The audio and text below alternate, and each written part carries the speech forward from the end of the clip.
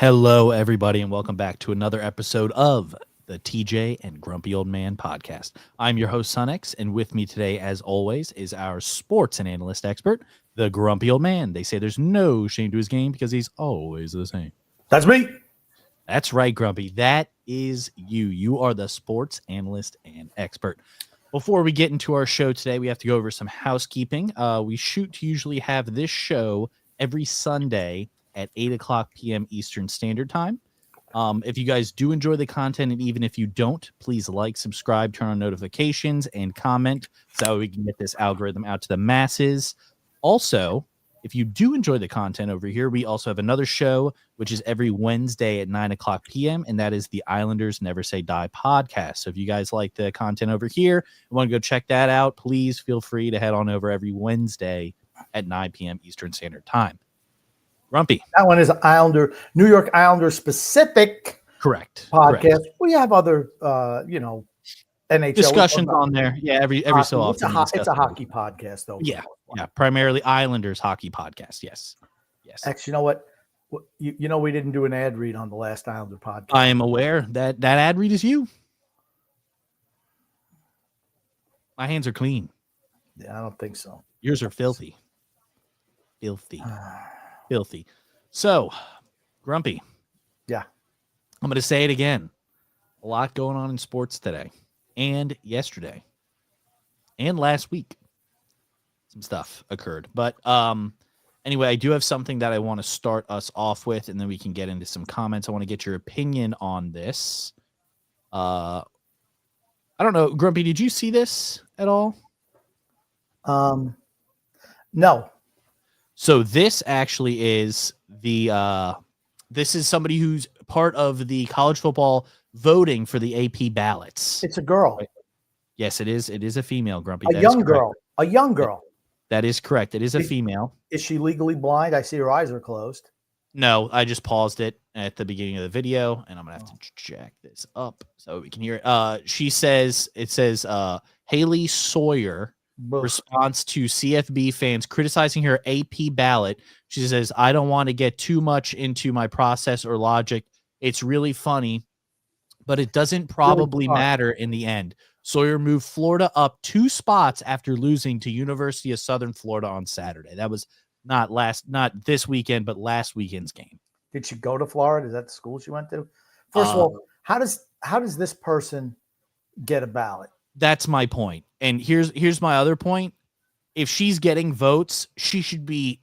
If this is how she's going to use her votes, she should not be allowed to vote again. I'm sorry. Stripper of the ballot. You're going to bump a team up 2 spots after they lost at home to an unranked opponent. So where were they ranked this week?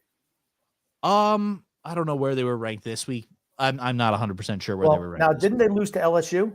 They did lose to did they play LSU? They played LSU. Yeah, they played LSU. I think LSU beat them. Okay, LSU did beat them. Yeah. So they did lose this week. I know they definitely did lose this week. Or no, was it LSU and Florida? LSU and Florida played this week.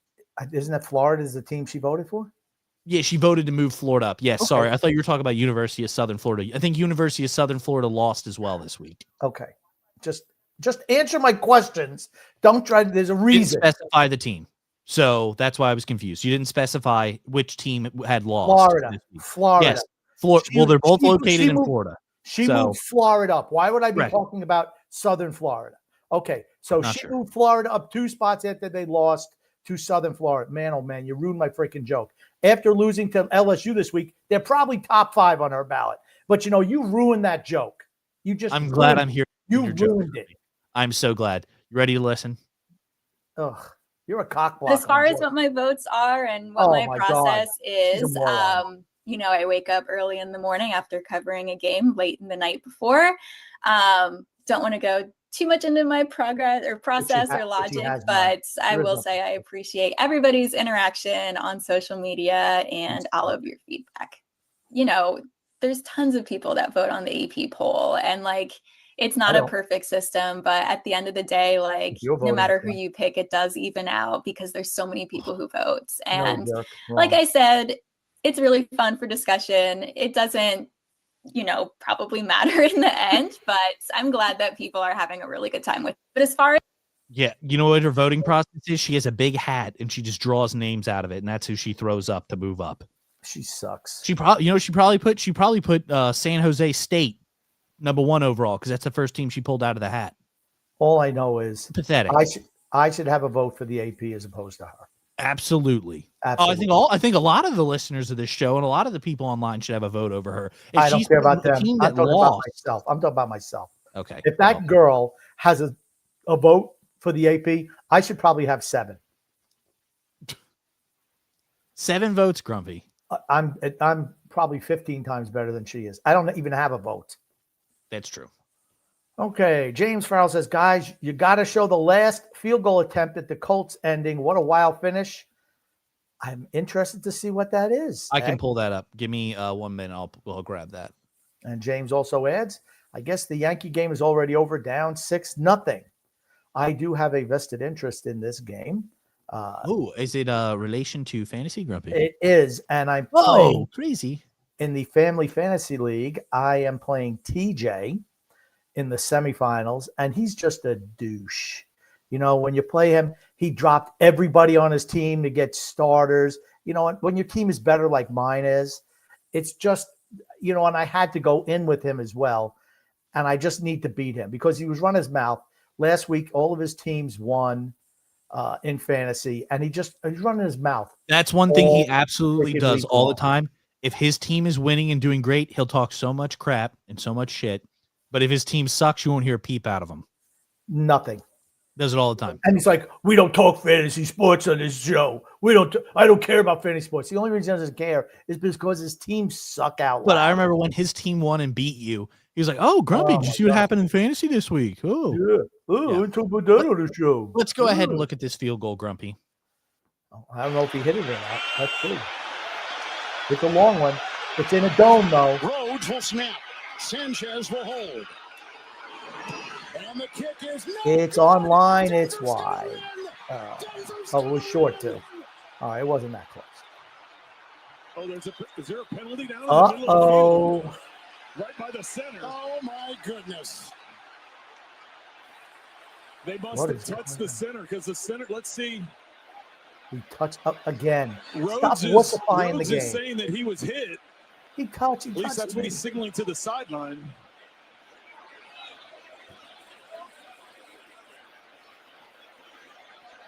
Oh, my God. Come on. They don't know. If you don't know. It's against Denver. Oh, my God. It is against Denver. Personal foul. Leverage. Defense number 96. Personal foul. That's a huge. Oh, my God. They didn't even know if there was a penalty. All of a sudden they give him 15. Well, that sounds like Denver's going to lose this one. Maybe he'll miss it again. Who knows? Well, it's right in the middle here. You see the leverage jumping over the top. Why are they even doing that? It's a 60-yard field goal. Stupid. That's not a little penalty. That's 15-yard penalty. I hope he misses. Now there's a 45-yard I really hope he misses. Field goal with no time left. This for the win. Maybe he'll hook this one. Spencer Schrader. And your Indianapolis Colts are 2-0. Well, you know what? I'll say one thing. It's funny because they only call that on certain teams. I remember last year there was a play where somebody jumped over top of the center, which you can't do. You can jump over. You can jump over the top of the center, but you cannot touch them in any way, shape, or form. The thing is, he jumped over top of them by touching them. Well, if he pushed down on him and jumped over top of him, and they didn't call anything. I just find it funny that they call it on certain teams, but not on others. All right, let's move past your ridiculous argument there. You're allowed to jump over. If you touch the center in any way, it's a penalty. That is just the way it is. I don't even know what you're talking about, and I don't care to delve into it. Seahawks last year. I don't care to delve into it. That last year's last year. Let's keep your paranoia and your conspiracy theories confined to this season, if we could. James Don't worry, there will be plenty that will come up throughout the year. James Farrell says Raiders win tomorrow, standing sole possession in first place, first time since 2021. James, that is correct, but I'm going to tell you one thing: they're not going to beat the Chargers. Who picked the Chargers? I think the Chargers are decent. Who picked the Chargers this year? You did, but they're not. You think the Chargers are going to be the AFC champs? I thought that I picked them to win the AFC West this year, if you remember. They could. They win tomorrow. They're 2 games up. Long season. It is a long season. But I think Jim Harbaugh's a good coach. They've incorporated more of a passing game this year as opposed to just strictly run, which I know drives you crazy in the fantasy world, but it's better for the team. And Justin Herbert has looked better so far in game 1. Because he's Keenan Allen back. I'm telling you, that's the reason why. That was his favorite target to throw to. I'm just saying that's the reason he's looked better. And then you add Ladd McConkey to the mix. Yeah, Ladd McConkey's a really good slot wideout. Yep. And Quentin Johnston is a much better number 3 option. He sucks. Than he ever was as a number 1 or a number 2. From TCU. Sucks. So but you know what? It's only 1 week. But I think the Chargers will beat the Raiders. I don't think the Raiders are that good.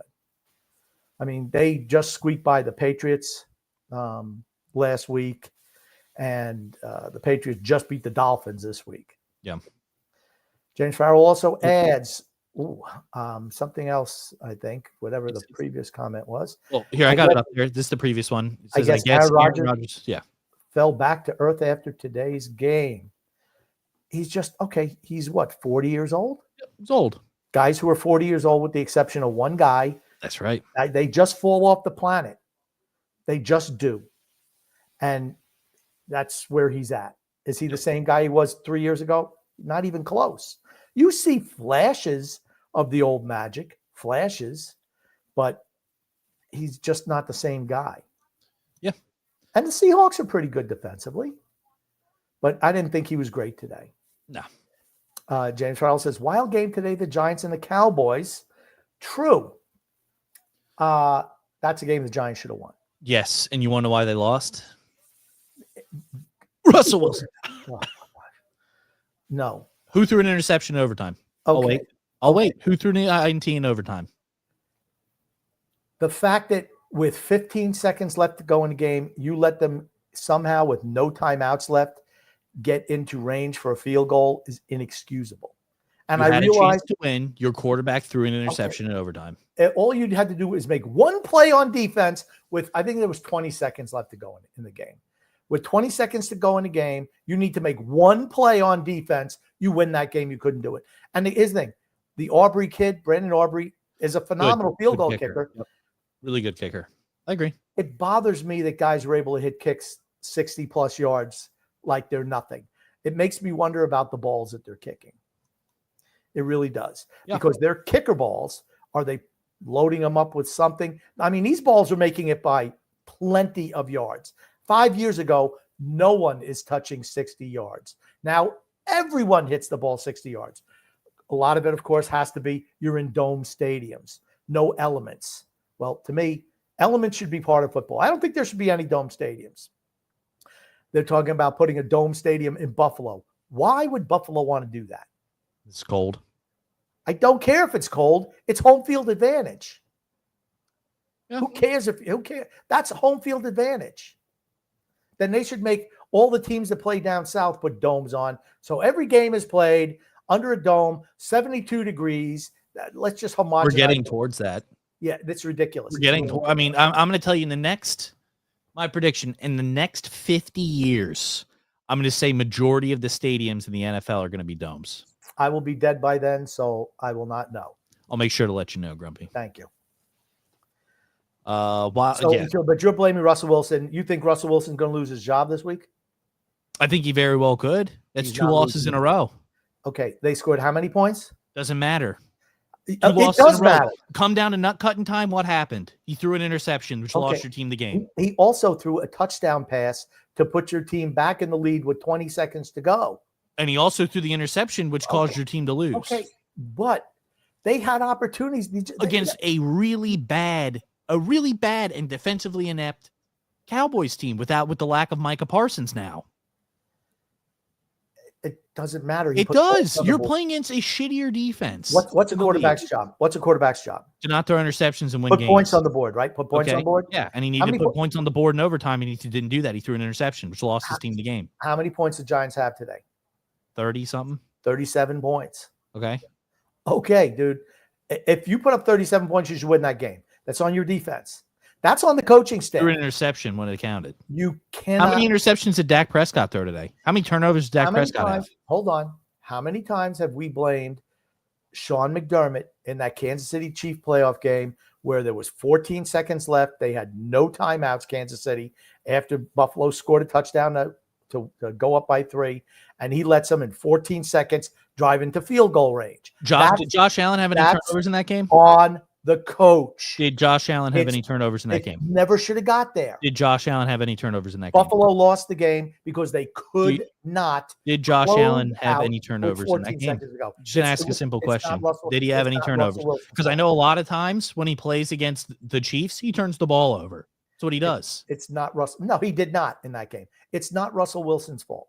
Whose fault it was is the coaching staff not being able to come up and have the defense make one play on Dallas. One play is all they had to make. Again, I think that there is a high likelihood that Jackson Dart could start next week. He will not be starting next week.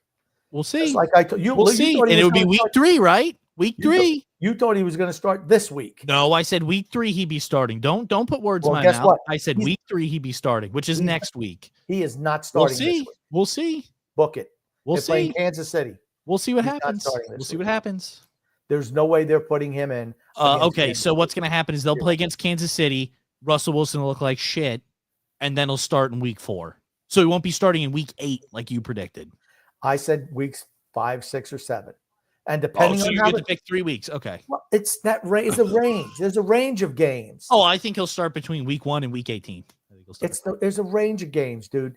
That's what it is. It's like you can't pick a game. They're going to look at, if you give me their schedule, I could probably pinpoint it better for you. If you pull up their schedule. And I also said it depends on how we already discussed this. If the Giants are putting up 37 points a game, he's not playing at all this year. James Farrell says, Grumpy, Penn State D looks real good, even though they played weak teams. Could be their year. I'm rooting for James Franklin and Penn State. I'm openly rooting for them. I like Drew Aller. I like Singleton, the running back.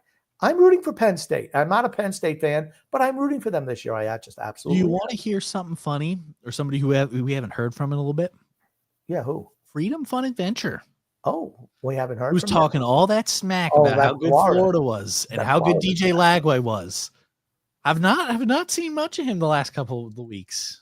No, he's probably in mourning right now. He probably is over DJ Lagway's performance. Thomas Antonetti says, good evening, gents. Fall is soon to be upon us. Yep. The weather is changing. Pumpkin spice is everywhere. And the New York Jets are 0-2 to start another glorious season. It's funny. And I have 4 fantasy teams this year, and I have 2 quarterbacks. Actually, I picked Joe Burrow as often as I could. Yikes. Yeah, yikes. Thank you very much. They said he'll be out for a while with turf. That was what they said. That's what they predict. So I have to scramble for a backup quarterback, particularly my money league. I'm like, he's got a week 10 bye. And I'm like, you know what? I got a bunch of guys who are players on the bench, but I'm going to wait to see who gets shuffled out. If somebody gets hurt, whatever happens, and I'll pick up a quarterback. Now I got to pick up a quarterback. And in my other league, I have 2 guys, Dak Prescott and Justin Fields. Last week I played Dak Prescott, puts up 7 points. Justin Fields puts up 30-something. This week I put in Justin Fields, and I said Dak Prescott. Dak Prescott puts up 29, and Justin Fields puts up like 3 points something. So it's like I can't win for losing in that league. So I just has to be one of those years. Last year, you remember what quarterback did me in last year? Patrick Mahomes, Rashee Rice. I know. That's right. We've discussed it multiple times, Grumpy, multiple times. Patrick Mahomes. You know what? He's such a loser. How many more times we got to discuss this? Not too many more. Not too many more. That's right. Let's go on to the next comment. Johnny Mack says Penn State can never beat Ohio State or Michigan. That is true. They can never beat Ohio State. I think this year is different. We'll have to see. We'll have to wait and see. I don't think Ohio State is anywhere near as good as they were last year. They lost a lot of pieces. I do still think the Jeremiah Smith kid is very good. Losing Will Howard is a big loss. And then losing that 1-2 punch of Travion Henderson and Quinshon Judkins is a huge loss as well. True. I think they are going to struggle a little bit this year. They might still make the playoffs. They will not be as good this year as they were last year, though. I mean, they had a very close game against that really underwhelming Texas team. That is true. We can talk about the Texas here in a little bit, Grumpy. We'll talk about Texas and Arch Manning's performance so far this year. Yeah. We'll get into that. The last real champion says, well, is this one of the Monroe boys? Which one? This is Derek. Derek Monroe.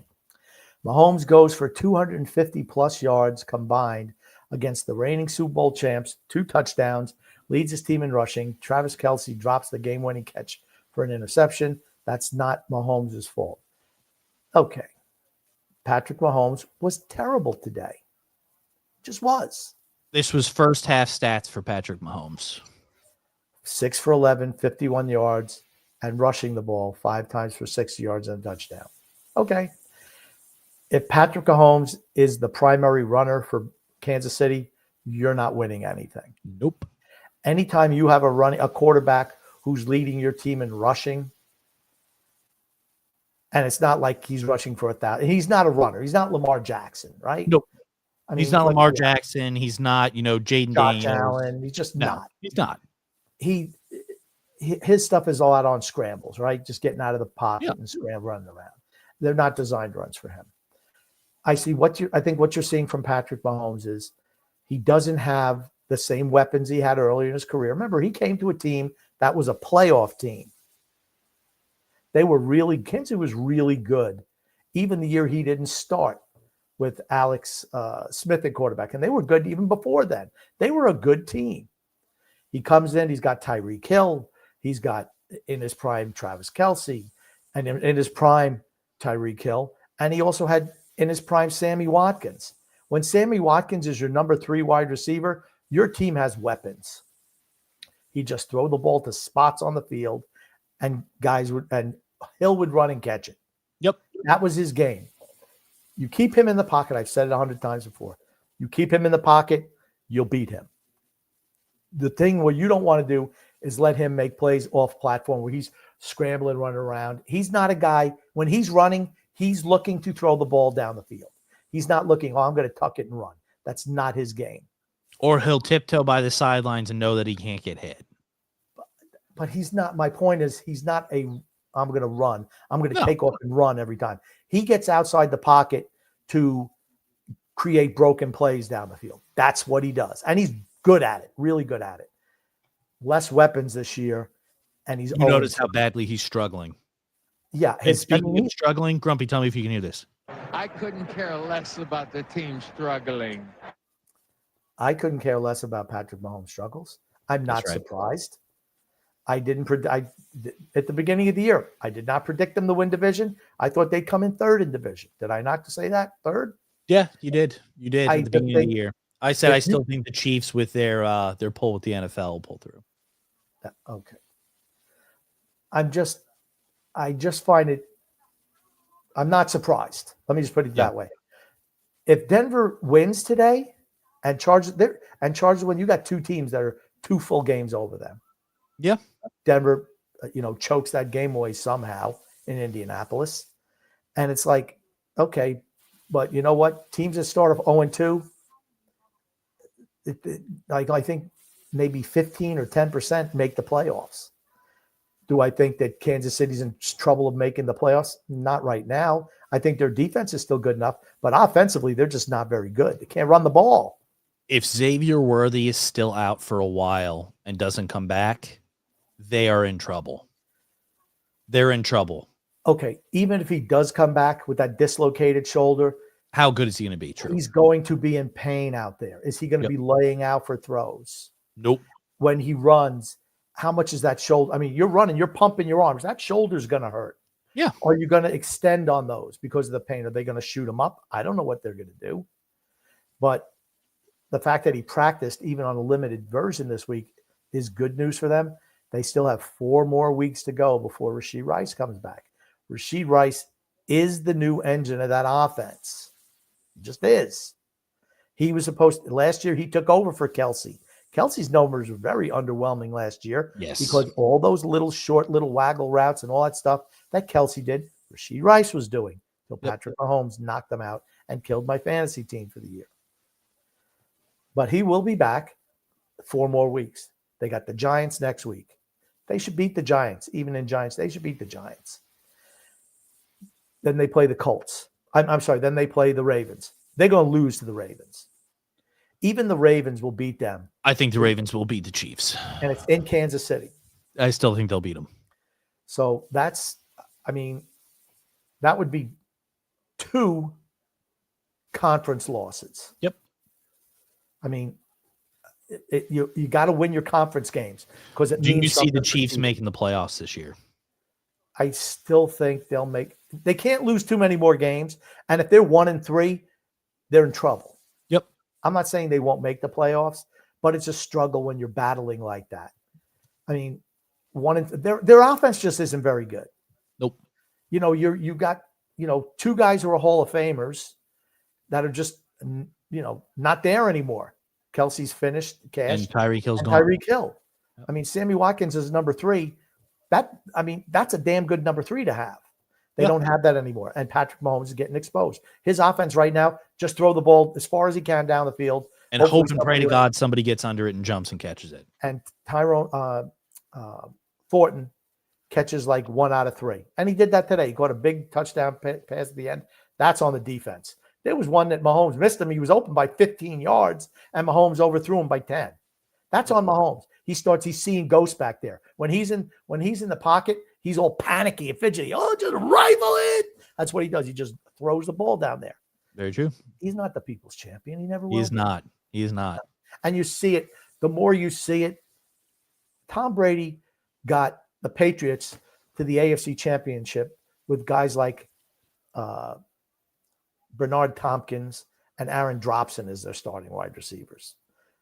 Just come on, stop. There's levels. That's right. There's levels of great. Patrick Mahomes is good. Ain't no Tom Brady though. No, and you see it now. Yep. You don't have the Hall of Fame caliber players. You don't have the legendary deep threat. You don't have, your tight end isn't up to like legendary status like he used to be, and now all of a sudden you're struggling to generate any offense. That's the difference between him and Brady. Brady could do it with anyone. Brady could do it with anyone. The only deep threats Tom Brady had were what? Randy Moss for 1 year, Mike Evans for 2. 2.5 years. Okay, 2.5 years, and then Mike Evans for 2.5 years. So out of his 23 season career, he had a deep threat for 4.5 years. Everything else was slot wide receivers and Jags, with the exception of Gronk. Right? Yeah. Gronk really wasn't a huge deep threat guy. He's not somebody who's going to burn somebody off the line. He could catch the ball down the field. Don't get me wrong, but you had that time for him to get down the field, right? But Kelsey is more of a wide receiver. Gronk's a tight end. Yeah, Gronk was your stereotypical tight end. Yeah, Travis Kelce's a glorified wideout. But agreed. Overall, I mean, Gronk's the greatest tight end of all time. Yes, hands down. He can block. Travis Kelce can't. And Brady had him for 9 years? Yeah. Something like that. So, they even never had great weapons. Deion Branch, David Givens. They were the leading wide receivers for the Patriots. Then you had Welker, Edelman. I mean, come on. Stop. The last real champion says, Eagles better be thankful Rice is suspended and Worthy is hurt, or this could have been a beatdown in Kansas City this afternoon. Well, coulda, shoulda, woulda. They lost again. Yep. So now Hold that L. They're Hold that L. I mean, it just is what it is. It's football. The last real is our Derek again. I just put this one up because it relates to what we're currently discussing. So Mahomes had made the AFC title every title game every season as a starter, and even had Justin Watson, Sky Moore, Byron Pringle as critical receivers on this run. Please stop. No, they were never the number 1 wide receiver on that team. Never freaking. They were the number 2 and number 3 wide out. Not even number 2. They were number 3 and 4.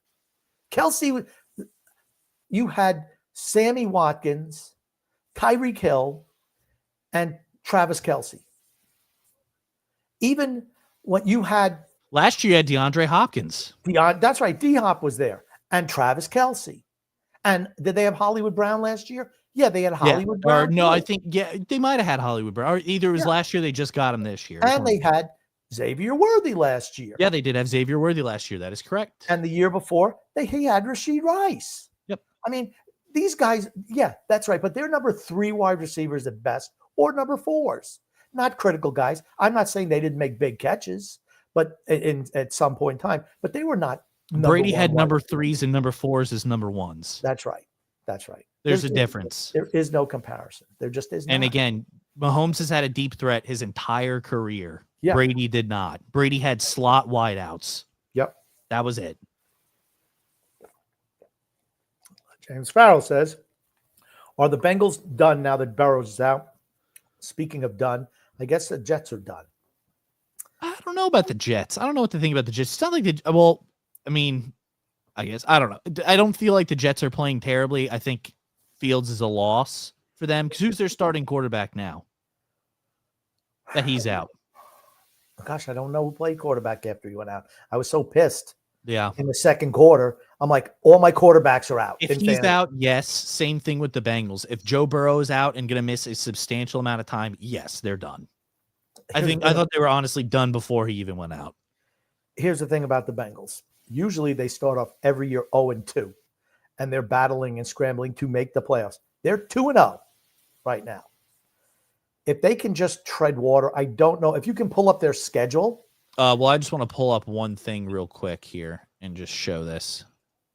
Okay. Because it relates to Joe Burrow. Okay, let's look at this. So yeah, this says, fun fact, the Cincinnati Bengals are the only team in the NFL who doesn't have a John Deere-style Gator cart for stadium maintenance or helping injured players off the field. Instead of spending $10,000 on a cart, we do this with $275 million, wasting Joe Burrow. And I'll just roll the clip here. And over the years, Browning specifically has that experience in the over the years. He's suffering from a leg injury or a foot injury and has to walk off the field because they do not have a Gator for him. They're saying it's turf toe. Yes. Which is like you tear a ligament in your toe. Yes. Now, the good news, if you're going to have turf toe, it's better to have it as a quarterback as opposed to like a running back or a wide receiver where you're running and turning and pivoting all the time, or like a defensive lineman or somebody who's got to do a lot of running. Quarterbacks don't have to do that. Patrick Mahomes would probably struggle with that, just like he struggles with throwing the ball now. It would probably be Patrick Mahomes struggles with a lot. But it all depends. I don't know how serious the injury is. No one has said anything. All I know is I need a quarterback going into this week. That's all I know. Give me 1 second. I'm going to pull up. Like I said, if you can pull up the Bengals schedule, we can eyeball that quick. Give me 1 second. And then if we can pull up the Jets depth chart and see who was playing in place of Justin Fields, I think that would be nice too, just to see. My computer will load. You'll be able to see it. So, Okay, so the Bengals have Minnesota. That'll be a tough game for them next week. Denver, that's a tough defensive matchup. Detroit is good. Green Bay is good. Pittsburgh, should beat. The Jets, they should beat. And then Chicago, they should beat. And then you go into your bye. They have a tough stretch to start. I don't need to go that deep. I just need to look at the first few games. Okay. Is Minnesota great? I don't think they're great. They beat Chicago. They got lucky with the McCarthy kid last week. They're down to Atlanta today. I think that they should. His thing, but the Browning kid sucks as their backup. Their backup is terrible. He threw 3 interceptions today, and it was Jamar Chase left, Jamar Chase right, Jamar Chase up the middle. I mean, he had 14 catches today on 16 targets. I mean, you're going to need Burrow back. They have no running game right now. Chris Brown. It was Tyrod Taylor. Tyrod Taylor. Okay.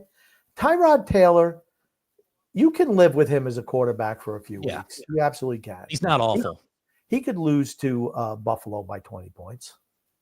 Absolutely good. What's the Jets schedule coming up? Not that it matters, even though we were all gung-ho for the Jets. You think maybe Pittsburgh just sucked? I think maybe Pittsburgh just struggled, honestly. Okay. So they got Tampa. Miami is a win. Dallas a potential Dallas win. Should be a win. Denver. Denver's a loss, probably. Carolina win. Cincinnati win. No, they're not going to lose to Cincinnati if Joe Burrow's out. They are not going to beat Cincinnati. Cincinnati always starts off crappy and gets better as the year goes on. Okay, they're missing their starting quarterback. Do you remember? Okay, now I just want to bring this back. Okay, stop. I just want to bring this back. You're talking about 6 weeks from now. Burrow's going to be back in 6 weeks. If he's not back in 6 weeks, they're losing. When Burrow was out, the last time Burrow was out for an extended period of time, that Cincinnati team was god awful. I mean, god awful. God awful. Okay. Was that his rookie year? No, it was not his rookie year. Okay. I think they had his rookie year, the year after that, and then it was the year after that, or I think it was his third or fourth year in the league. Remember, he's drafted in 2019. I don't think that turf toe is a month and a half injury for a quarterback. He wasn't limping that badly. I mean, he had a noticeable limp, and they didn't want to push it. That's for certain. But I don't think that he's going to be out, a month and a half. If he's not back, they'll still beat the Jets. They'll be. I'm not saying that. Yeah, here's the thing: if he's not back, they could easily lose 3 of their next 4 games. They could. The Bengals tend to get better as the year goes on. The fact they're 2-0 is surprising. They usually lose the first 2 games of the year. Johnny Mack says, Grump, I'll be at your favorite college football stadium Saturday. Jackson Arnold will seek revenge. Auburn playing at Oklahoma this week. Big one. Your prediction for that game, X? I think Oklahoma will pull through. I really like the Mateer kid. I think he's good. Their defense is stout. Their defense is good too. And the what's his name? Mateer, yeah. Mateer. Yes. Outstanding college quarterback. I don't know his size. Do we have his size yet? I think I pulled it up our last podcast. He's like 6'1". Oh my God. You didn't. I asked you to, and you didn't. And here a week later, we still don't know his size. He could have grown another couple inches from the last time you checked. Who knows? John Mateer is 6'1", 224 pounds, like I said last time. You didn't say that. Okay, so he's put together. Okay, so on the record, 6'1", 224. Correct. For everybody who's watching, well, on for the first time, I've told Grumpy his height and his weight again for the second time now. Since it's the first time you mentioned it, I will commit it to memory now. I think he's an outstanding college quarterback. Yes. Yeah. That's all I'll say. And I think and Oklahoma's good this year. So they actually have wide receivers that want to play and not have everybody that wants to sit out. I feel that they will win against Auburn on Saturday. Here's the thing. Jackson Arnold likes to run the ball a lot.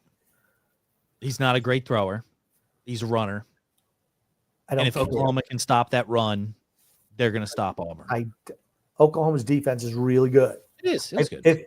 If you can't beat them in the air, you're not going to beat them because they're really good against the run. Yep. Alex, Derek Monroe says Liverpool. You know that's not Alex. You know that's not Alex based on the response. Oh, he likes Liverpool, right? Yes. Yeah. Derek Monroe says Liverpool is lucky to keep the Premier League lead today with a 95th minute penalty against poor old 10-man Burnley squad. Donnarumma also looked great in his Man City debut today. Yep. I think they got a steal. You think? Yeah, with Donnarumma. But here's the thing. Who's it? James Trafford? Was it James Trafford? Who's the goalie they picked up from Burnley, Man City? Because they picked up Stafford. No, it's not. I don't think it's Stafford. I think it's Trafford. TJ was wearing his shirt today. Yeah. That's who the goalie is. I think it's Trafford. But I don't understand. I mean, if I'm Trafford, I'm pissed because I just signed with your team here to play, and all of a sudden you bring in another keep. I'm requesting a loan, or I'm requesting you get transferred as soon as the window comes open. Okay. If you're Manchester, who's a better goalie? I understand from Manchester City's point. If I'm Trafford, though, I'm requesting a transfer immediately. I'm not staying somewhere to ride the bench. Okay. When I'm young and in the prime of my career, I'm not staying somewhere to just ride on the pine. Okay.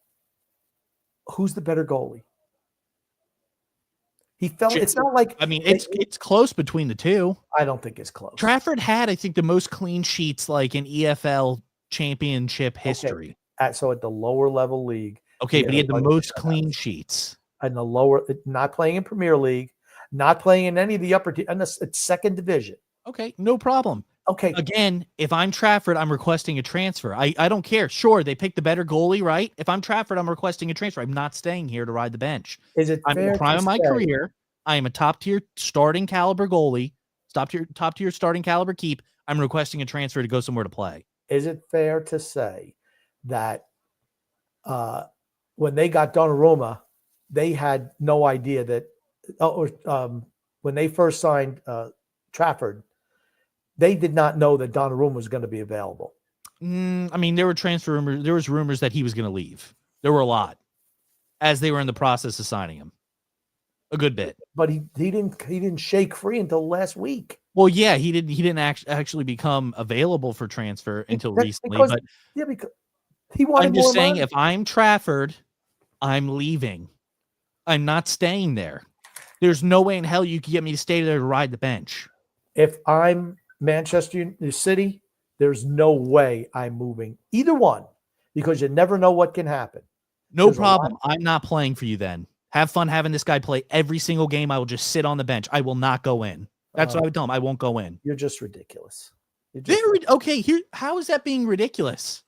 So you sign me with a promise or a vision of me being the starting keep for your team, and not even a month into me being here, you sign somebody else. I'm leaving. I'm not staying here because he's probably the no second problem. I get it. That's fine. He's a better keep. I'm not staying here, and I'm not playing for your team anymore. Okay, who would want? I wouldn't want him then. So it's all about you. Anybody would want him? It would all You're ridiculous if you think nobody would want him. I'm just like, no. Manchester United, I guarantee you would take a shot at him. Absolutely guarantee you they'd take a shot at him. I'm not moving him. Guaranteed they would jump out of their seats with an opportunity to sign him. Absolutely would. I'm just saying no, I'm not moving him. It's just no problem. Then I'll just sit on the bench and I will never play. When you want me to play in championship or when you want me playing FA Cup, nope, I'm not going out there and playing. When you're needed, you'll play. No. There are plenty of players who sit out when they're asked to play. If you act like that, you develop a reputation. You do. And no one's going to want you. No problem. You shouldn't have signed somebody else when I was already here. When you gave me a false promise that I was going to be the future net for this team. So let's say you have an in prime Karim Benzema as a striker. Okay. And you bring in a Cristiano Ronaldo after you sign him. Should Benzema just say, well, shit, that's it. I'm not playing anymore. Because like what Liverpool just did with Ekitike? You mean like exactly what they just did with him, where they brought in Alexander Isak and now Ekitike doesn't play anymore?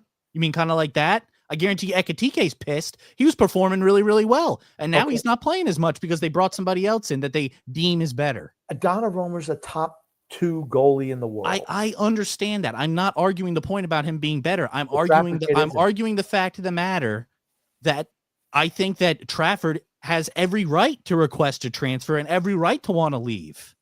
And if Man City don't want to provide him that opportunity to leave and want to just piss away his career on the bench, then he should be pissed and he should say, I'm not going to play.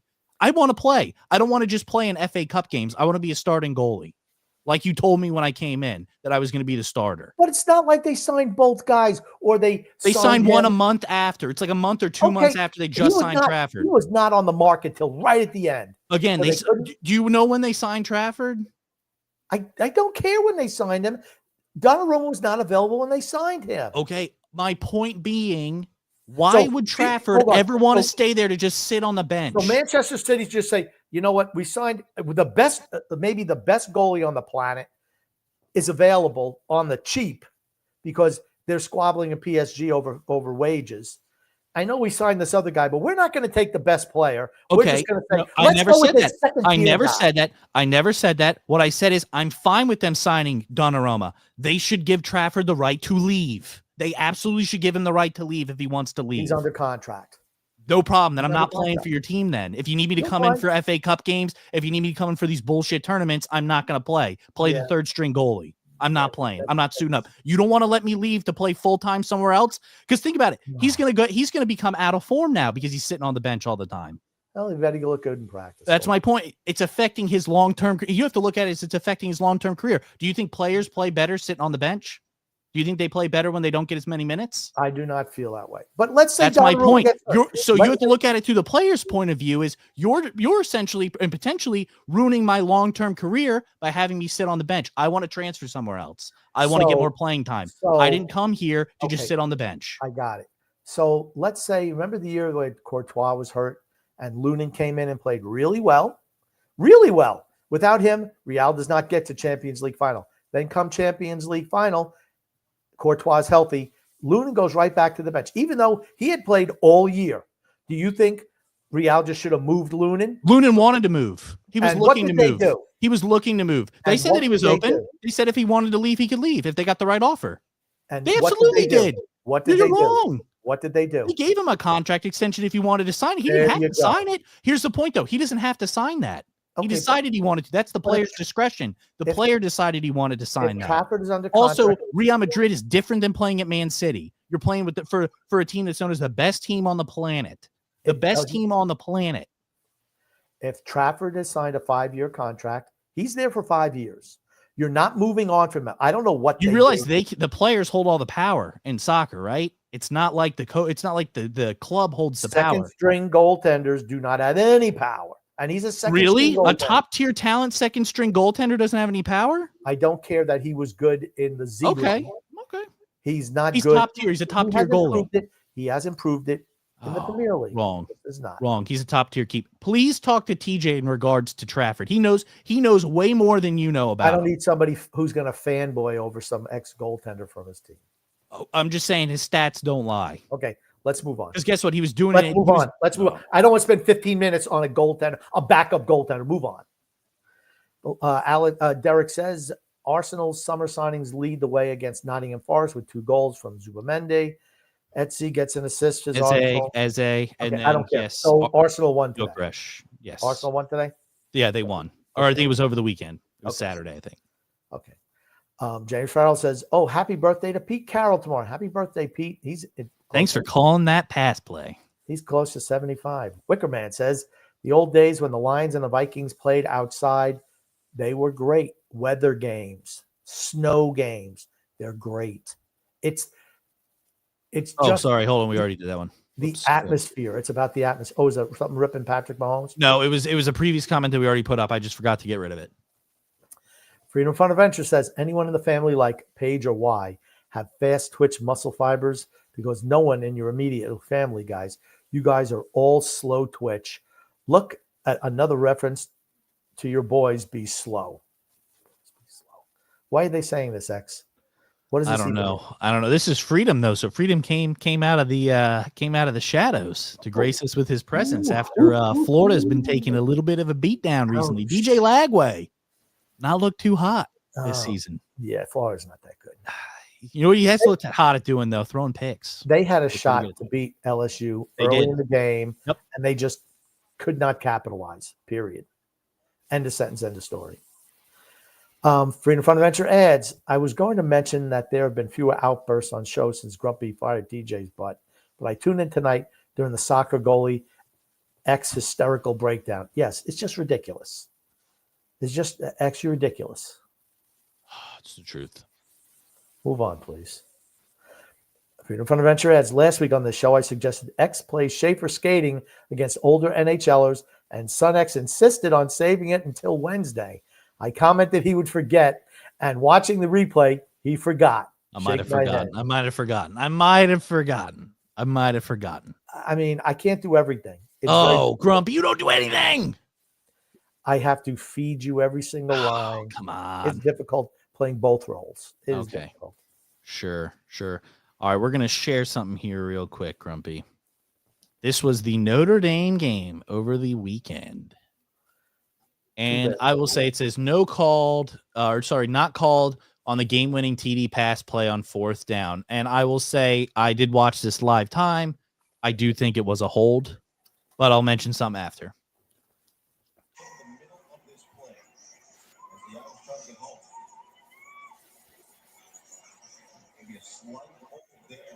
He just kind of fell on him a little bit. It's a hold. That's all right. Like I said, if you want, you call a penalty on every single play. I will say I do agree that was hold. That said, earlier on in the game, or earlier on in that drive, there was a kickoff return for a touchdown that Texas A&M had, and they called a really ticky-tack hold on it. True. So, you know what? Give and take, right?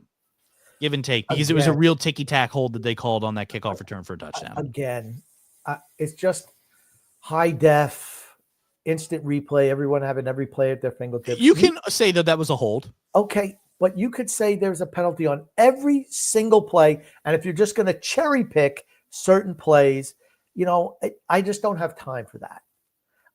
It doesn't matter to me that they scored on that. Notre Dame had their chances, and they couldn't get the job done. I like Willingham, their coach. Absolutely. I've grown to love him. I think he's a great coach, a really good coach anyway. I just hate the Notre Dame fans. They just feel they're so entitled. I agree. That's I think the only reason I kind of cheer against them is the fan base. That's really this year. I just don't like their fan base. I'm Penn State all the way this year. Come on, Penn State. Yeah, Penn State always finds a way to mess. And the NFL, I'm all Buffalo this year. Come on. Oh, you're always all Buffalo every year, and it never pans out. I'm rooting for. Maybe you need to root against Buffalo this year, and this will be the one year they actually win. Yeah. All right. Did you see this over the weekend, Grumpy? I did not. Anything you're putting up. This is a crazy play. Crazy play. Okay. That's a lateral. Yep. Okay. I don't know if that was a lateral or not.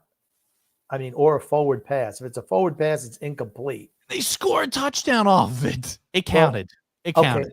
Because that ball was borderline forward pass, which would be incomplete because he dropped it. I'm just saying it still did count. I just thought it was crazy that happened. Okay. I said I didn't see it. Who wound up winning the game?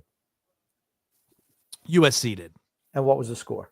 I'm not sure off the top of my head. I can go ahead and pull it up for you, but I'm just interested. I mean, USC seems better this year. They played nobody so far. Okay. Purdue's not a nobody. So they beat Purdue 33-17. They played Georgia Southern, beat them 59-20, and then they played, I guess, Missouri State, MO State, and beat them 73-13. They played no one so far. Okay. So they're 3-0. Yes, they're 3-0. Their big test would be, I guess, against Michigan. They play Illinois on September 27th. That'll be a big test for them. And then they play Michigan the week after that. Okay. Well, yeah, their schedule's going to get tougher for certain. Yeah, but I think those will be their big tests. I think those are the only two ranked opponents they have that there's penciled in to face so far. Oh, and then they have Notre Dame this year. That's it. They play Notre Dame every year. I feel that they're a better team this year than last year. That's all I want to say. Agree to disagree, but I think USC will be a better team this year than last year. That's all. Freedom Fund Adventure says, not a year for my teams. I am waiting for Islander season. The holding call to nullify the bar TD was ridiculous, and so was the Florida player getting a penalty when the offensive lineman drove him into the LSU coach Brian Kelly. Yeah, I did see that. Okay. Florida didn't deserve to win. They did not deserve to win. They had their chances, particularly in the first half. They could have been up 14, 17 points, and they didn't. They didn't execute. What do you think of Billy Napier?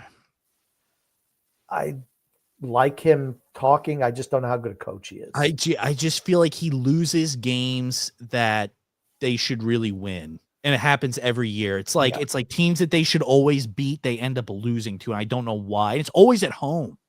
Yeah. I think even UNC Charlotte came close or did beat them like last year or 2 years ago. And I'm just like, how is this happening? Now, LSU is a good team. And this was LSU is a good team. Yeah, I agree with that. LSU is a very good team. And this was in Death Valley. Florida should have won that game yesterday. They should have. Which is, would you say that's more so worrisome for LSU or Florida? Florida, because they managed to lose. Florida's lost a couple of games this year now. Yeah. Their two losses are USF and then LSU. LSU is undefeated, top 5 in the country, and you're going to have some tough games. Another thing, Florida does have the most difficult schedule in the nation this year. They absolutely do. They face the most top 25 teams in the country. They do. Well, if you can't close out, or you got to execute again. Yep. You do just the little things, make the plays. What did Brady say? Do your job. Do your job. That's not. You don't have to do anything else but your job. Yep. That's it. It just is what it is. I don't know. I mean, I listened to Billy Napier talk. I like him, but his teams manage just to find ways to lose. I just want to put this up here. Updated passing stats for all quarterback prospects for the Steelers. Can I just talk about one thing? Okay. Before we move on to this, and you can leave that up. Okay. How many times have we seen once again this weekend coaches losing games for their team? Andy Reid. By going for it on 4th down when just put the points on the board. Stop going for 2 points in the first quarter. Stop going for it on 4th and 5 when a field goal will tie the game. Andy Reid. I will say the Notre Dame loss this weekend was not due to going for a 2-point conversion. It was a muffed hold on the extra point. I didn't say that game. No, I just wanted to clarify in case people were wondering about the Notre Dame game. I just wanted to clarify that was not the case. I've seen every week, and I only remember the last one I saw, which was the Kansas City Chiefs today. Yep. The Chiefs are down 13-10, and I believe it was the third quarter. It was at the tail end of the third quarter, maybe the fourth quarter. Maybe it was the fourth quarter.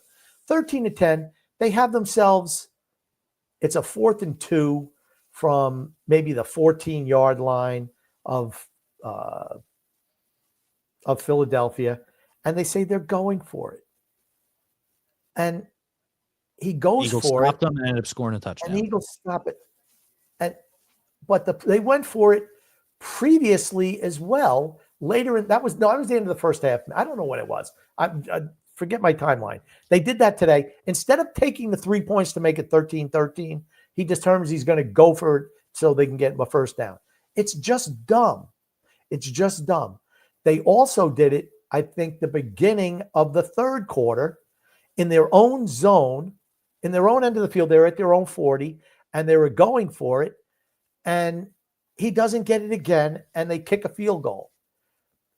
Kansas City doesn't have to scramble at the end of the game if they take that field goal, or if they determine I'm just going to punt because it's 4th down in my own zone. Andy Reid lost his team the game today. He just did. Him and, the erratic quarterback play cost his team today. But when you do stupid things like that, players win games, coaches lose them. I say it all the time. There's a reason. All right, X, let's get to those other things you were talking about. All right, hold on one second. There's some other stuff I'm going to have to put up here in a minute, but fine. So give me a minute after this. What's the completion percentage for my boy Drew Aller? Because I know he's been looking pretty good so far. So he's 57 for 88, 4 passing touchdowns, 1 interception, 626 passing yards. And then we got Cade Klubnik, who has not been good this year. 52 for 88, 3 touchdowns, 3 interceptions, 633 on passing yards. Carson Sam Beck? Levitt from. Are you just ignoring Carson Beck because you don't like him? Oh, I didn't. Honest to God, I did not even see that. I scrolled over him. Carson Beck from Miami, 65 for 83, 7 TDs, 2 interceptions, 812 yards. It's a lot. Pretty good. Again, plays in the ACC. Sam Levitt, Arizona State, 50 for 86, 5 touchdowns, 3 interceptions, 527. Arch Manning for Texas, 47 for 85, 6 touchdowns, 3 interceptions, 579 yards. Grumpy. There's my boy John Mateer right after that. He's about 6'1", 224 pounds. Wow. 71 for 105, 5 touchdowns, 3 interceptions, 944 yards. But he also does a lot on the run as well. His legs, correct. Yeah. I think it speaks volumes about Arch Manning. And also, I don't have it, but I can try and pull it up. He was booed at home this week after he threw 10 straight incomplete passes. Booed. I did not watch any of their game. For me, you mentioned that you think we saw some clips, and somebody mentioned that maybe his arm is hurt. You are saying that you think his arm is hurt. I don't know. All I know is I didn't watch the game yesterday. I didn't see any of it, but his throwing motion has been problematic for me ever since I saw him. I said it last year. I say it this year. I thought last year, and I think maybe that's the way Texas teach it, because Ewers had the same thing, dropping the ball kind of like 3/4 underhand and throwing. So everything's on a hump. Well, it's funny because there's also a press conference with God, what's his name? The coach for Texas. I'm drawing a blank on his name. Sarkisian. Yeah. They went ahead. He was asked the question after the game today, or after the game on Saturday. Is Arch injured? Is he hurt? Because it looks like he's wincing, and he didn't say wincing, but he said he looks like he's hurt when he's throwing the ball. And Sarkisian pretty much said, well, he's not hurt. He's like, I don't know why you're saying that. He's like, there's no video of you guys when you go to the bathroom. So he's like, and I'm like, what? Does he have urinary tract infection? What's the problem? No, he was trying to say, like, I think he was trying to get at the point, like, people make faces when they do certain things. So I guess he's saying that's the face that he makes when he throws the ball. It clearly looks like he's in pain when he's throwing the ball. Does it not? Like I said, I didn't watch yesterday's game, so I cannot comment on you. I don't know what he looked like yesterday. Yeah, and Lenora Sellers also, we can hit on this too, went out with a concussion yesterday, and South Carolina lost due to him going out. Can't lose games. Yep. Well, I mean, you lose your starting quarterback's pretty tough to win. Yeah, and there's an Indiana quarterback, Fernando Mendoza, was in there too. 9 touchdowns, no interceptions. I believe he's Indiana. IN, I believe, is the abbreviation for Indiana. Yes, Indiana, yes. So, I mean, I don't know how big he is. Everyone knows I'm high on Drew Aller. A lot of people aren't. I like him. Maybe because he's a throwback type quarterback. He runs just enough, but he's more of a pocket passer, and he has a little bit of wiggle back there, but he's not going to be winning 100-yard dashes or anything like that. I just like him. And I'm rooting for Penn State. Did I tell you that? I'm rooting for them. You did say that you were rooting for Penn State. I didn't know if I mentioned it. You did mention that. How many times did I mention it? Quite a bit. This is the third time today. Freedom for the Bench says, but they're lacking focus and the offense is not clicking, so didn't deserve to win, even though they still could have. Talking about Florida. And then we have the Miami Dolphins. Yikes. Who have been abysmal. Yikes. Freedom Fundamental goes, no fan fights. The sports lack the intensity and commitment and the fight that TJ and X show when the food is placed on the table. Let me tell you something. TJ today was eating as much food as he possibly could. Like he was storing it up. He had one of everything, sometimes 2 of everything. We do, in fact, have a fan fight, and I can play that here. Sorry, I just had to grab some stuff real quick. Let me pull that fan fight up for us real quick. Actually, there's 2 things that involve fans. I'll pull the fan fight up first. I do like fan fights. All right. So this one here says graphic warning. I hope it does not get us banned. I did not put this up, so this is this was from last week. Didn't we see this with the girl? No, we did not. We did not put this up last week. I've seen this. She gets bloodied and kicked out of the game. Yes, correct. Do you want to play it or no? You can play it. I mean, I don't care. I'll just play with no volume. Telling some guy to back up, Aaron Donald to back up. Oh, poor beer on him. Why is this other guy? They're just okay. He's just celebrating because the Rams probably scored a touchdown, and he was just celebrating, gave her a beer shower. Well, that was a Texans fan pouring beer on the Rams. He was celebrating the Rams touchdown. Okay, but they're scrambling again. Oh, I just don't understand why people have to fight in the stands. I love how he's fighting with a kid in his hands too. Guy on the right has literally his daughters in his hand. Yeah, well, and he's fighting. That's probably not his first rodeo. No, I'm going to say it's definitely not. And again, but you're in the other team's stadium. Whoa! Again, you're surrounded. And I love Jimmy Graham is just chilling. Hold on. But why is the girl? Look, why is he jumping in and fighting? And then she's going to have they're just sitting back. They're like, I'm getting a 2-for-1 value here with my ticket. I'm getting a football game and a fight. Yeah. He's like, I'm getting an undercard fight and a football game. But it's like, why is the girl going in there throwing punches? You kind of get what you get. Why are you fighting? It's so unnecessary. Oh man, look at her. Oh, she's got a crimson mask. She comes up leaking. She got a crimson mask. Yeah, well, but she went out there and she attacked somebody. Oh yeah. You get what you get. And she was writing checks that her man couldn't cash. No, okay, not when you're fighting 6 people. Yeah, it's pretty tough. Well, you know what? You shouldn't have been mixing it up. Yeah, I agree. So you got she goes again. Look at this. Oh, so stupid. Oh, she's throwing her blood at her. Oh my goodness. Is Honestly, she said tested for any type of bloodborne diseases? She threw her blood at her. A hate crime if she That's biological warfare right there. It is. Something's wrong with that. I would throw in blood at you. Crimson mask time. Really banged up. Oh my God. Like they're dragging her out. Okay, here's the thing. Do you think, I don't care what she did, do you think that, what do you think all the Rams fans around are going to say? They're going to say, they're drunk. No, she was in the right. Are they going to say the Texas fans are in the right? No, they're going to be like, yeah, we're siding with our fan base. They could have had some ritual executions. Oh man, look at that knot on her head too. Holy cow. I didn't see the knot. Oh God. For the knot. I didn't see the knot. Boing, yeah, that is pretty big. Woo.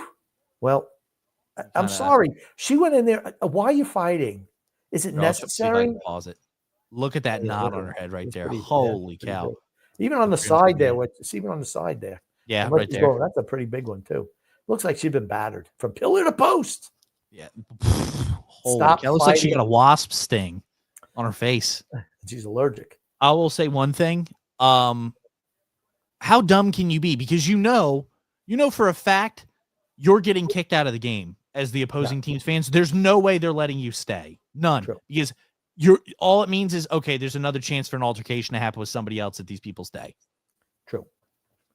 Yeah, I just don't know what you're doing. I mean, even when I was in the den of the beast at the Carolina Panthers game and I was repping my Tom Brady TB12 jersey for the Tampa Bay Buccaneers, people were starting crap with me.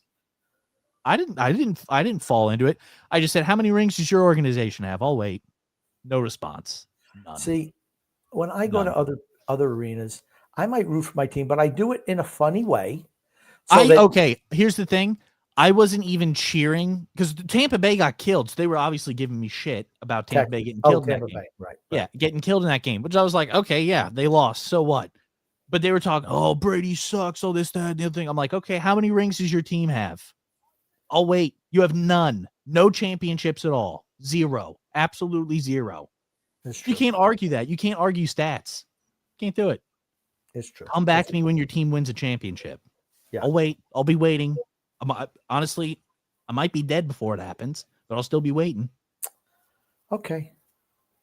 So yeah, that's the fan fight we had. And then there was one other instance that I saw that happened in today's games, Grumpy, that I'll play here. What, pray tell, could it be? I will flash it up here for you. You read that for me, Grumpy? Oh my gosh. What the hell did this guy expect to happen? Anybody who runs on the field, just clothesline them.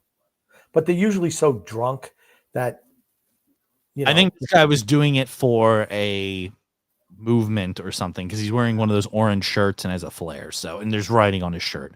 Maybe. But anyway. Oh my gosh. Somebody fell. Look at this guy. Boom! I like it. Get what you get. He's probably going to try and sue the players. You know what they should have done? Taken that flare and shoved that up his butt. You could be a little rocket ship. Fly away, little rocket ship. We can rewind it here a little bit and watch him get absolutely just obliterated here. I like it. Who's number 50? I like him. We'll go. The other guy who hits him straight. I might be a fan of the Rams now. Well, I don't know. I bet you their fans could have taken this guy out because he looks a little. You know what he should have hit him? He should have hit him with the bridge of his helmet. Boom. Little targeting. Just a little roughing. Oh my God. I wish the smoke wasn't there. It kind of took it away. I know. You couldn't really see it as well. Yeah, I don't know who that guy. I don't know who Crazy Legs McGee was back there, but he looked like he about blew out both of his knees in like 10 seconds. It looked like he was on ice skates. His arm, 45's arm is bigger than this guy's wider across than his whole body. This guy back here looks like he about blew out both of his knees. Yeah, he had a non-contact injury. Oh, down he goes on the first one, and then he goes wiggle leg again back there. Oh, look at him. He's done. Look at him. He looks like a deer who broke its leg trying to get up. Yeah. They just got to put him down. Not good. Look at this. Look at his legs, that guy's legs. I know. They were so white and so thin. Well, he got tattooed. So was happy.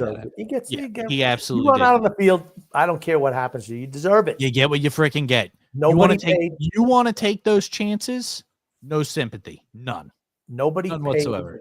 Nobody paid to see you run around with the flare and some idiotic t-shirt. Nobody. Yep. Gungun says, what stinks worse? Dog poop on the sole of your shoe or the New York Jets? Is this as bad as it gets?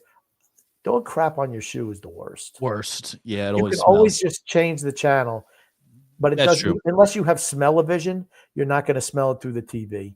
But that smell on your shoe, it's even when it's gone, you still kind of smell it for a while.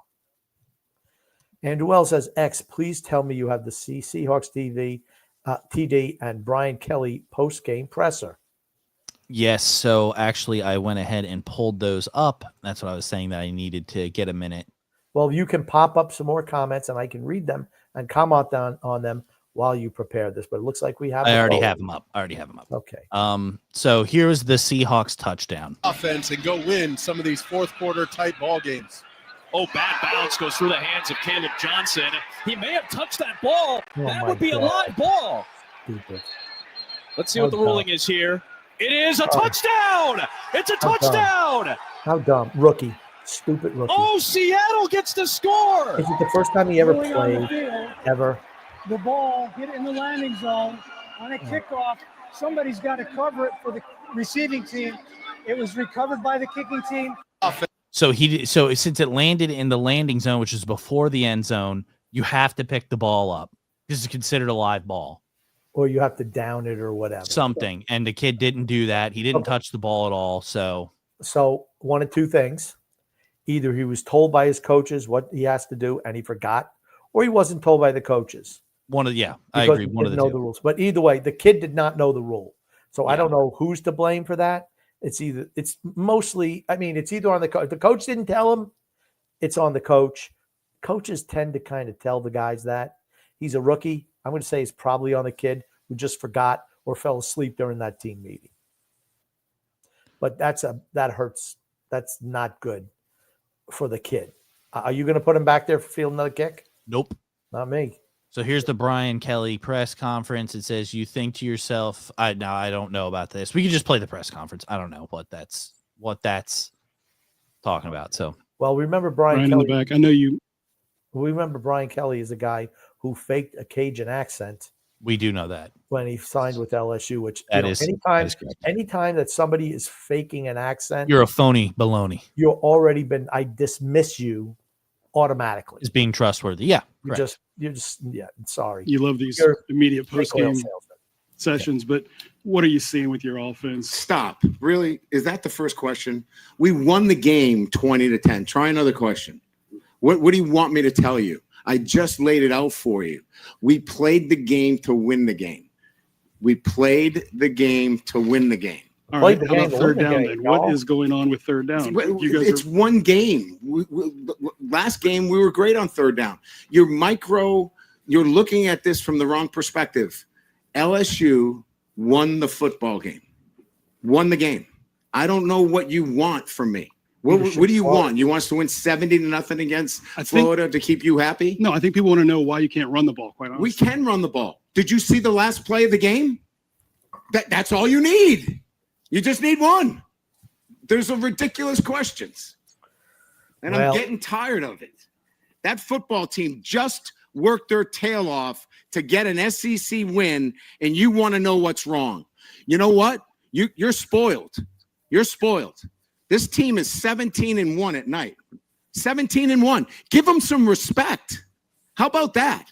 Give them some respect instead of micro-analyzing every little thing. This is ridiculous. For a group of seasoned reporters, that kind of question is so out of line. He's a jerk. He's two a jerk. things. Two things. One, no Cajun accent when he was talking. Yeah. Well, so you know that shit's fake. We knew he was lying about that shit's fake. Two, he better hope and pray to God his team doesn't lose. Because if I'm that reporter, I'm coming back with fucking receipts. Yeah, you lost, and your team still can't run the ball. So you had still can't run the ball. So you're going to answer the question now? That's exactly what I'd say. You're going to answer the question now or no? So, okay, you had no running plays this week. You had one last week. Your team couldn't stop anybody. Yeah, he's a jerk. He's absolutely a jerk. He used to be at Notre Dame, right? Yes. Notre Dame much better off with the Willingham kid than this guy. He's a jerk. No respect for him at all. Freedom Fundamental goes, it's worrisome for LSU in Florida, only winning by 10 at home with help from three huge calls when Lagway is off coming back from an injury. Not good. Florida worried that still inconsistent performances. I just don't think he's that good. Yeah, not good. Not good. I mean, from a quarterback that's been projected to be a Heisman Trophy winner, right? Heisman Trophy favorite. You'd want more. I'm just like, I'm not saying, I just wonder how much actual coaching. And again, I'm going to talk to you about it. Brady had an interview this week where he was talking about young quarterbacks. So they're just unprepared for the mental aspects of the NFL. And it starts in college, honestly. And we talked about it. College going to spread offenses. Why? It's easier to score points like that when you spread defense out and there's not a whole lot of talent. You get some kid who's a really good athlete. You put him back there. You let him run around, and they do things on their own individually. But once you get to the next level, you can't do that. Well, we talked about it. But what does it not do? It doesn't develop the player going forward. Brady mentioned his first year in the league. He sat down and he just listened. He asked Drew Bledsoe question after question after question. Patrick Mahomes, Brady relayed to him, says, Alex Smith, he was talking to him all the time. He said, Alex must have hated me coming up because all I did was ask him questions. It was invaluable to his development mentally. Yep. And Brady says, now you see these guys coming into the league. They make so much money as first-round draft picks. They don't learn anything in college. They come up here. They don't sit behind anyone on the bench to learn about the intricacies of the NFL. And that's why these all guys bust out. Yep. Because they don't know how to handle the mental aspects of the game. I will say, I do think it has to do with situation some too. But with certain guys, it has to do with situation, right? But you don't. How many truly great quarterbacks are there in the league? Really? We talked about this. I think maybe three or four max that are in the league currently that are worth anything. That's it. 3 to 4. But I do think it has to do with situation. It has to do with a situation that you're put in. But I think a lot of these guys who are drafted number 1 overall by these really shitty teams are set up for failure. I don't care who you put back there. I don't think they're playing well. I just the way that they throw the ball, the mechanics are terrible.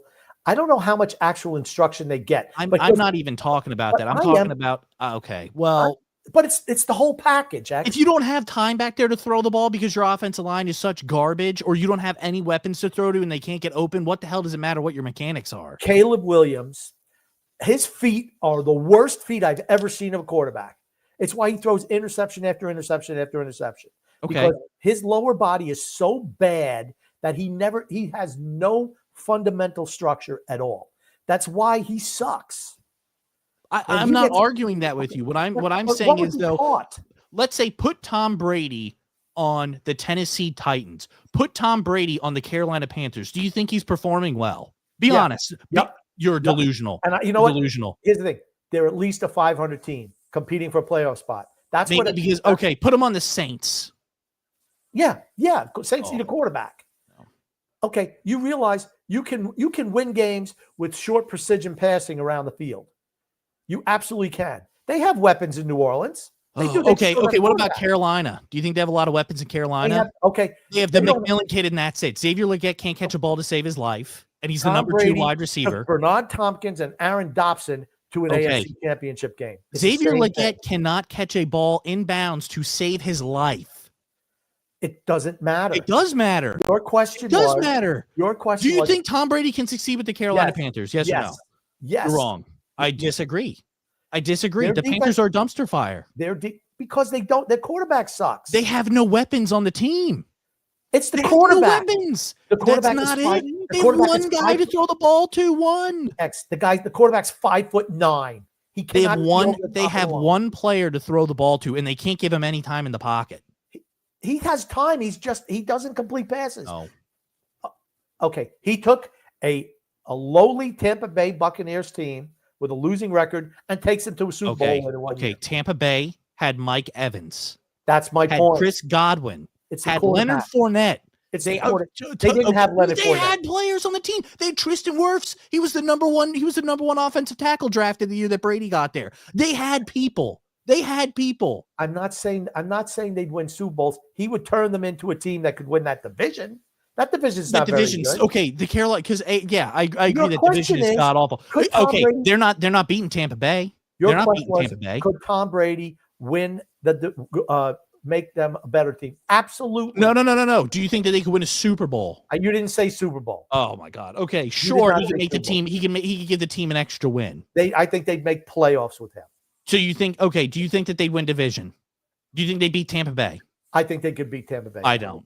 Here's the thing. I don't. That shitty Panthers team you think could beat Tampa Bay with Tom Brady on the team? Not now, but 4 or 5 years ago, absolutely. No. Absolutely. Sorry. Nope. See, you don't understand. You don't realize how bad. Okay, it's quarterback league. It's quarterbacks. It's all about quarterbacks. They don't have quarterbacks. First off, Carolina doesn't have those small slot wide receivers that catch the ball all the time. They don't have that on their team. How good is Buffalo's supporting cast? They have James Cook, who's pretty good. How good is their supporting cast? The run game's really good. Can you name any of the wide receivers? Yeah. Name one. Name two. Oh God. Thanks. Thank you. You just proved my point. I have one of them on my fantasy team. I can't remember. They're supporting cast. Kincaid, Dawson Knox. There's two of them. There's two tight ends right there. Those guys. I don't give a shit. I named two of them. There you go. There's two. They catch 3 or 4 passes a game. It's the quarterback. Because he runs. He has to run all the time. Dude, he completes passes. He's able to do things. Mahomes. I know Kansas City is 0-2. But you were just saying Mahomes, since he doesn't have any targets, he's got to run all the time and looks like shit. So you don't think that the same thing would happen with Brady? Come on. Dude, quarterbacks are the equalizer in this league. I get that. If you have guys who can't catch the ball and they drop shit right in their hands, I'm sorry, it doesn't matter who the hell you have out there. If you don't have, it'd be like me and you going out there and playing, trying to catch the football that Tom Brady's throwing to us and run routes. Brady had that in New England, and he still got them to AFC Championship games. My God. Okay. He also had a really good defense. Peyton Manning. He also had a really good defense. And you know me, I love Brady. Their defenses were never great. They had a couple of years where their defenses were their defense was ranked in the top 5 every year. Because they controlled the ball the whole game. Their defense was ranked in the top 5 every year. First of all, their defense was not ranked top 5 in the majority of the seasons. He had a top 5 defense. They were not. And again, when you're able to control the ball and have it 35, 40 minutes a game, your defense is fresh. The other team's got to throw all the time. And how is he able to control the ball? How is he able to do that? Because of the short pass. Okay, but if you have guys who can't catch those short passes because they just can't catch in general, does that help you out, or do you think that that's going to make things worse? Because answer the question. Answer the question. If you have guys who can't catch short passes and can't catch the ball at all when the ball hits them in the hands, do you think that that's going to benefit you in the long run throwing short passes? Because the passes are thrown. Bullshit! People are hitting them right in the hands. Okay, people are hitting them right in the hands. Same thing happened with Josh Allen. Bryce Young will not be the Panthers quarterback next year. Book it. He probably won't. I agree with that. He's played like shit. The Panthers suck. He cannot sustain a drive. How many turnovers does he have in the first half today? He turns the ball over a lot. Okay, that's why they lose. They lost 27-22 today. He turned the ball over, which led to 14 points in the first quarter. Look at who the only player is who had production on that entire team, and it's the McMillan kid. Because he doesn't utilize anyone else. Because he doesn't have anybody else. Who's their starting tight end? Who's their starting tight end for the Panthers? Hayden Hurst? I don't know. Maybe it is. Hayden Hurst? Yeah, he's real good. I'll tell you what. Tom Brady would be feeding Hayden Hurst. He wouldn't just throw to one guy. He got everybody involved. That's what he did. You want to know when Bryce Young was best? You want to know when Bryce Young was best last year? When he had Adam Thielen. When he had Adam Thielen on the team. A slot wide receiver where he could just throw those quick passes to. He doesn't have that anymore on the field. What was their record last year?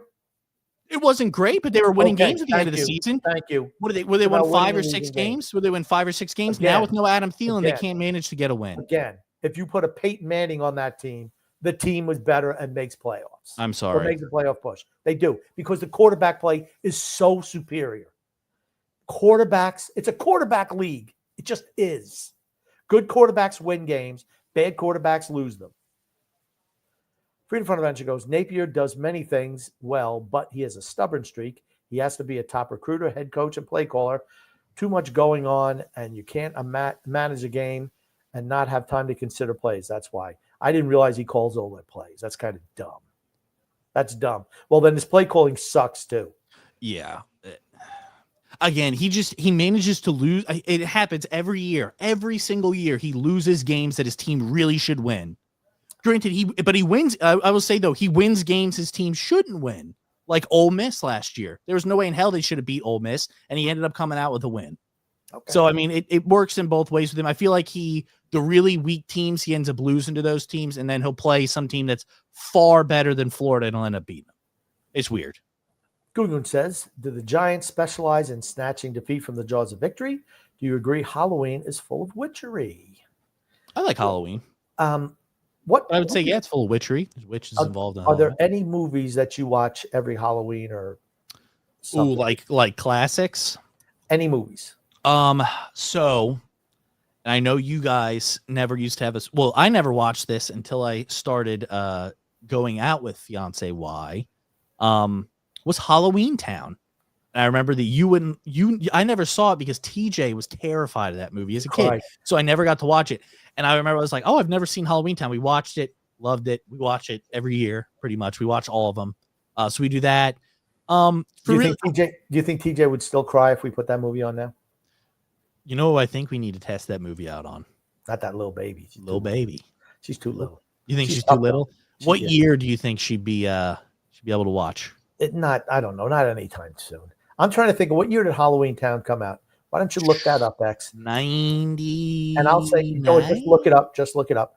But here, I'm going to tell you the movies. I like the original Halloween, of course. Yeah, it's classic. That's a classic. Absolutely. That was the one movie. That was one of the only movies that ever really scared me. I remember going to see it in a movie theater in the Wayback Machine in 1978. 1998, the original Halloween Town came out. TJ was like 5-ish at the time. And I was 2. But I remember it was a big deal. I remember that coming on Disney Channel. I'm like, oh, I said, man, we're going to watch Halloween Town. Debbie Reynolds is in the movie. I'm like, yep. I mean, how scary? It's not going to be scary. It's on Disney. TJ lasted maybe 15 minutes. And oh, no. Calabar probably scared him. I don't even remember. I'm going to say it was Calabar. Calabar was the villain in that movie. But the other Halloween movie that I watch every single year is another Halloween. It's Halloween 3, Season of the Witch. Is that the one that they sing that song? Yep. 3 more days to Halloween. Halloween. 3 more days to Halloween. Yeah, the Shamrock. Yeah, that's it. And they melt the brains of the kids. I mean, that's melt the brains of the kids. That's the thing. To quote one of your favorite movies of all time, your guilty pleasure, Starship Troopers, sucked his brains dry. He sucked his brains out. Sucked his brains. What do you see here? He sucked his brains out. Michael Ironside, great role. Gungun says, Grumpy, what are your thoughts about the upcoming Spinal Tap 2? I hope it's not a pile of poop. I was never a super fan of the original Spinal Tap. I think it's over freaking rated. And I don't expect the other one to be better. James Fowles, hold the phone. It's 6-4 Red Sox now. Well, making a comeback. Don't call it a comeback. Don't call it a comeback. Gungun says, since the Jets and the Mets suck, a 12-inch kielbasa, like the kielbasa queen, will the Islanders season be as sweet as a freshly squeezed guava? No, the Islanders are going to suck. They're going to be bad. Yeah, but honestly, that's what we want. It is what we want. That's what we want. So, I mean, we're getting what we're asking for. Can't complain there. Gungun says, does Jazz Chisholm saying the Yankees are the best team in Major League Baseball prove he's been hitting the crack pipe? Son X, can a banana ever be considered too ripe? Well, I think usually if it, I mean, I don't know. Rotten. It's rotten. Yeah, but you can use it in banana bread. I don't eat bananas. That's what people do. When bananas go bad, they put them in banana bread. No. But yeah, I think Jazz Chisholm is insane for saying that. I don't think there's any team. You know what? He gets paid by the Yankees, so that's probably why he's saying it. Can't argue there. Freedom Fundamentals he knows where he gets fed. Freedom Fundamentals says, and that's why they call it the nosebleed. Oh, that's right. Google says 9 times out of 10, these fan fights happen in the stadium's upper deck. SunX, can you help me cash my paycheck? I cannot. A bank could possibly assist you with that. And yeah, always the fan fights usually always have in the upper deck because those are the fans who are getting absolutely hammered. That's where majority of the drinking goes on.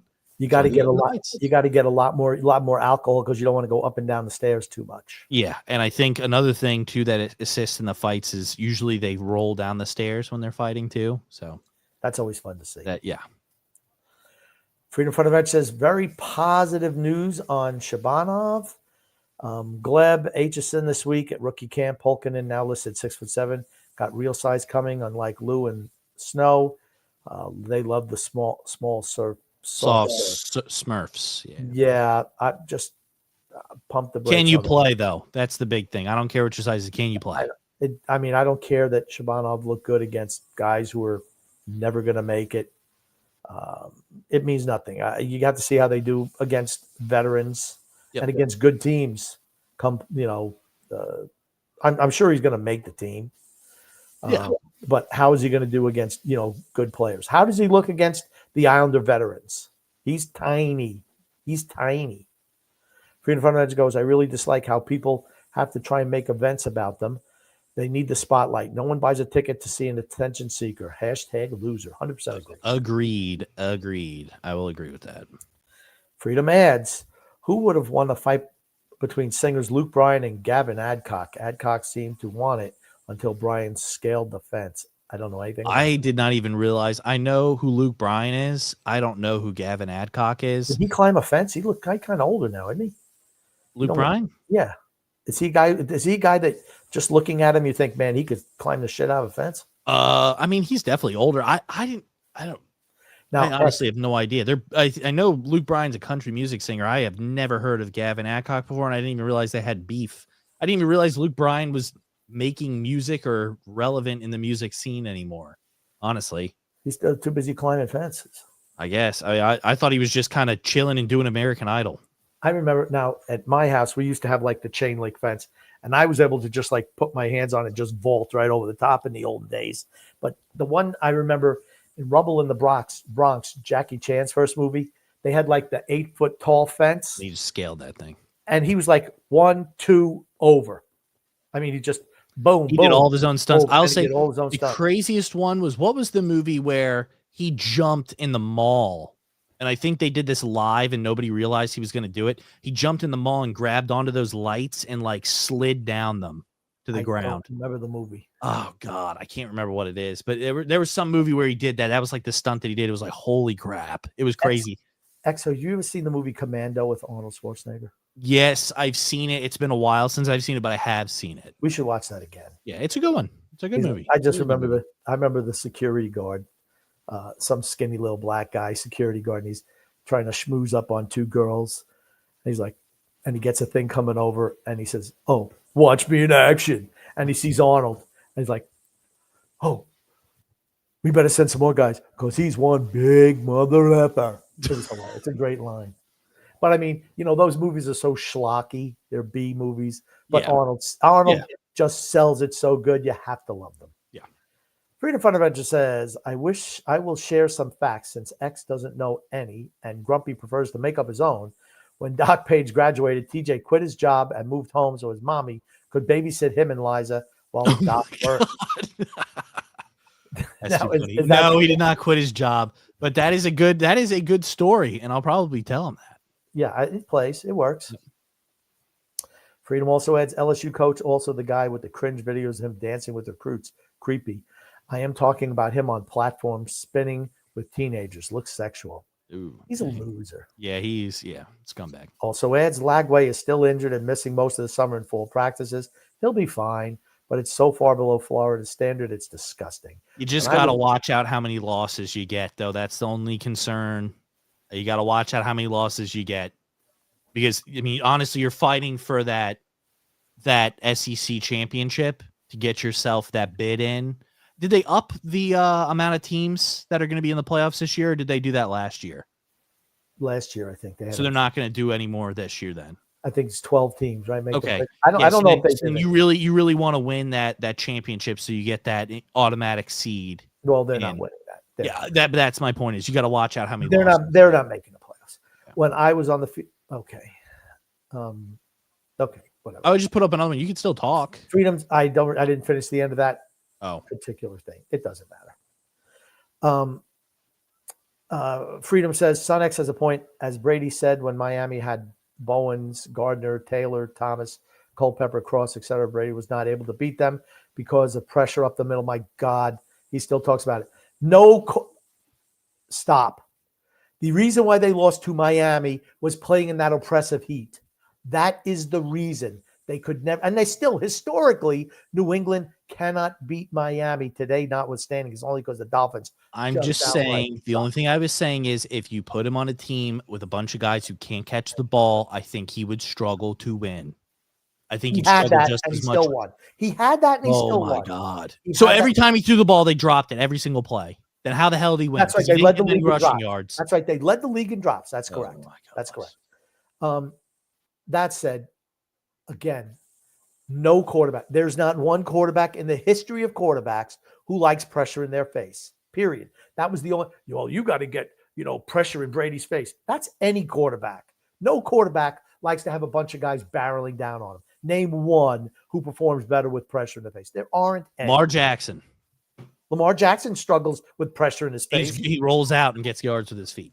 I'm joking. I'm joking around when I'm saying that no quarterback wants to have pressure in the face. Nobody. They would love to sit in the pocket.